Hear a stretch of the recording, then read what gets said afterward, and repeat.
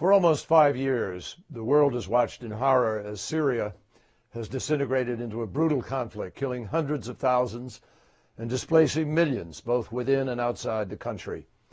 Syria today is an unfolding humanitarian catastrophe, unmatched since World War II.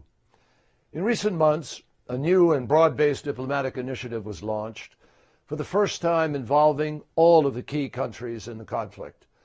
The goal is to reduce the violence, isolate terrorist groups such as Daesh, and create the basis for an inclusive, peaceful, and pluralistic Syria we all seek. This weekend, we enter a pivotal phase in that diplomatic effort. Officials from the Syrian regime and an inclusive opposition, represented by the High Negotiations Committee, begin UN-sponsored negotiations in Geneva. This morning, in light of what is at stake in these talks, I appeal to both sides to make the most of this moment, to seize the opportunity for serious negotiations, to negotiate in good faith, with the goal of making concrete, measurable progress in the days immediately ahead. The world is hoping that both sides will move quickly to meet the needs of millions of desperate Syrians, to reduce the pressure on neighboring countries, to reduce the levels of migration, and to help restore peace and stability. The main topics on the agenda for these negotiations include arrangements for a nationwide ceasefire and establishing a path to a political transition that will bring this conflict to an end in accordance with the Geneva Communiqué of 2012 and UN Security Council Resolution 2254. Now, while battlefield dynamics can affect negotiating leverage, in the end, there is no military solution to the conflict. Without negotiations, the bloodshed will drag on until the last city is reduced to rubble and virtually every home, every form of infrastructure, and every semblance of civilization is destroyed. And that will ensure an increased number of terrorists created by and attracted to this fight. This conflict could easily engulf the region if left to spiral completely out of control. That is what the negotiations in Geneva can prevent. There is also an urgent and compelling imperative required by international law and simple human decency that we take steps now to improve the situation on the ground for the Syrian people. The humanitarian crisis, already disastrous and unacceptable, is actually growing worse by the day. The numbers alone are staggering. An estimated 13.5 million Syrians are in urgent need now of humanitarian aid. 6 million are children. Hundreds of thousands are still trapped in areas where food deliveries are non-existent or rare. Behind each of these numbers is a human being just like any of us, a man, woman, or child, experiencing suffering on an almost unimaginable scale. Shockingly, less than 1%, one person in 100, one area in 100, of the besieged population of Syria received food aid in all of 2015. And we are not just talking about remote, hard-to-reach areas. The town of Madaya is just an hour's drive from Damascus, and yet in recent months its people have been reduced to eating grass and leaves.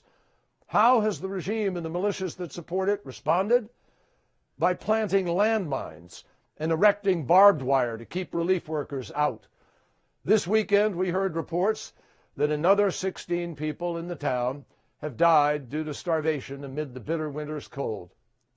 Other residents have been described as walking skeletons. And the tragedy in Madaya is far from the only case.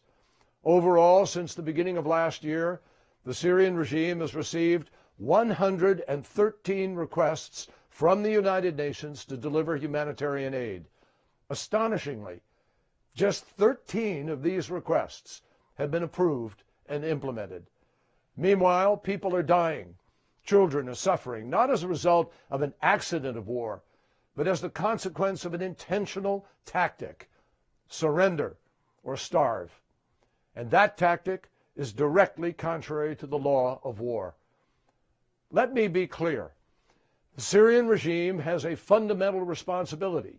All the parties to the conflict have a duty to facilitate humanitarian access to populations in desperate need. Not in a week, not after further discussions, but right now, today. Under Resolution 2254, the government and all parties have an obligation as well to cease bombings and other attacks against civilians, not eventually again, but immediately. The international community must be united in pressing for compliance.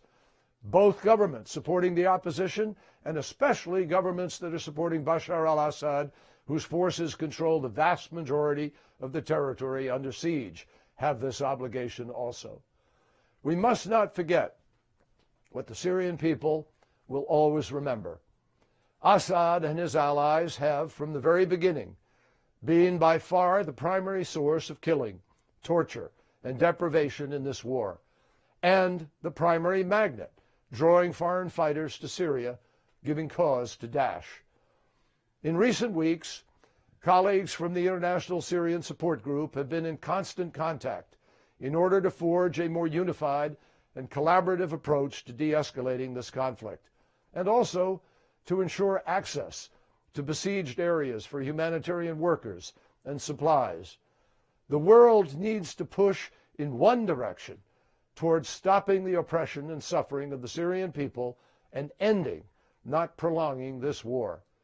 Nothing would do more to cut the legs out from under Daesh than a negotiated political solution in Syria that would allow all sides, all parties, all countries to focus on defeating the terrorist group Daesh once and for all.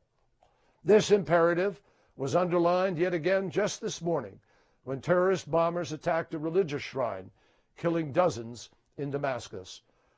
The people of Syria deserve a real choice about the kind of future that they want, not a choice between brutal repression on one side and terrorists on the other. That's the choice the Assad regime would like to offer.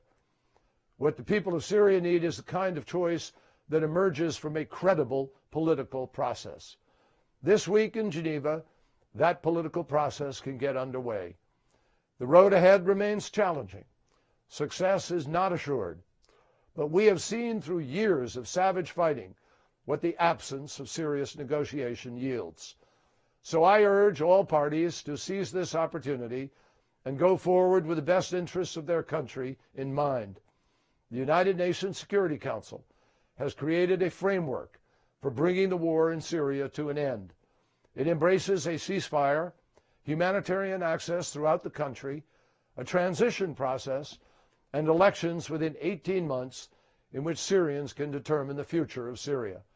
So the opportunity now is real and present to achieve a future that ensures Syria's unity, independence, territorial integrity, and non-sectarian character, to keep state institutions intact, and to protect the rights of all Syrians, regardless of ethnicity or religious denomination.